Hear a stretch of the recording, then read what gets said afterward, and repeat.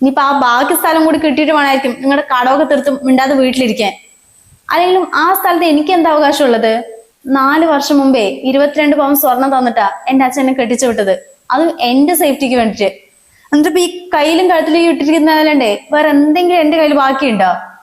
എല്ലാം നിങ്ങളടുത്ത് പണയം വെച്ചതല്ലേ.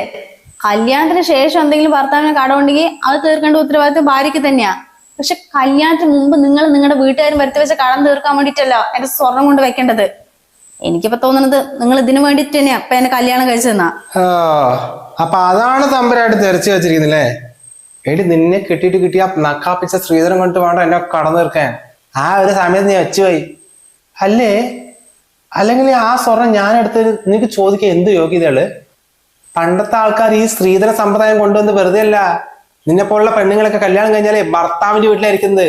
3 നേരം തിന്നിട്ട് കിടന്ന് ഉറങ്ങല്ലേ, അതിന്റെ കൂലിയാണ്. അവള് സ്ത്രീധനത്തിന്റെ കണക്ക് പറയാൻ നിൽക്കുന്നത്.